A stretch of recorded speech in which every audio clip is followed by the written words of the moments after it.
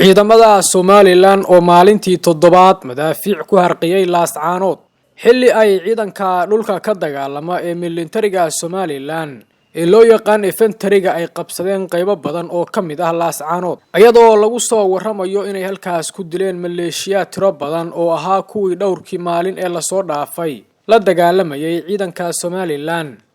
dhinaca kalena Puntland ayaa qorshaysay in dhowr furimood lagu furo Somaliland ayadoo saddex jiho geysay ciidanka Puntland ee kala duwan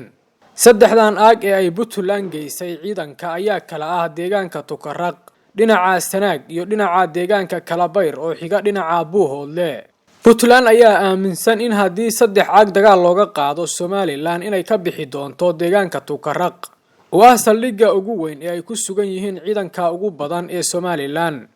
sidoo kalena waa aag muhiim ah oo isku xira Garowe iyo Laascaanood inta badan madaxda Puntland iyo khubradooda ciidanka ayaa fahamsan inaan Somaliland laga adkaan karin ilaa laga kiciyo deegaanka Tukaraq oo gurmadkii Laascaanood jidgooyo ku noqday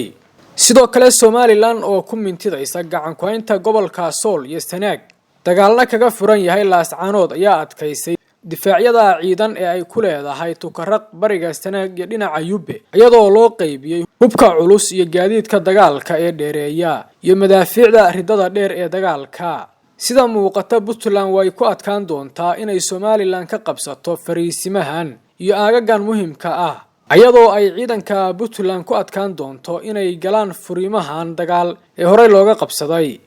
dhinaca kalena dagaalka Laascaanood ka socda maalintii toddobaad ayaa ah midkii ugu xoogganaa ee halkaas ka dhaca iyadoo ay Somaliland markaan amartay in ciidankeeda militarigu xoog ku qabsadaan gacan ku haynta magaalada Laascaanood Somaliland ayaa dareensan in haddii aysan Laascaanood qabsan oo dagaal kaga furmo furimo kale inay adkaan doonto inay sii wado dagaalkeeda ku aadan qabsashada Laascaanood Somaliland ayaana hadda xoogga saaraysa sidii ay u soo ceshan lahayd magaalada Laascaanood iyadoo ay muuqato inay Somaliland isku diyaarinayso weerar culus oo ay ku qaadi doonto Laascaanood si ay ugu soo celiso gacanteeda sidoo kale waxa tirobeel noqday wararka ka soo kala baxaya Somaliland iyo waxgaradka gobolka Sool tan iyo markii ay Somaliland ku dhawaaqday xabad joojin shuruud la'aan ah dhinaca waxgaradka gobolka Soolna ay sheegeen inay ogol yihiin xabad joojinta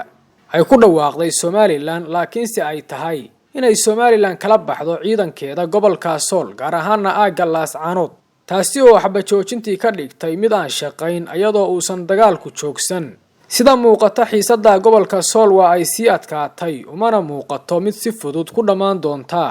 iyadoo ay labada dhinac ee isku haya Laascaanood ay si weyn u kala tageen waxana gobolka Sool asbuucan buux dhaafiyay ciidan iyo hub aruursi xoog leh iyadoo ay ku sii qulqulayaan kumanaan ka mid ah gaadiidka dagaalka daawada sida waragtaa in lagu heli karo xalka Laascaanood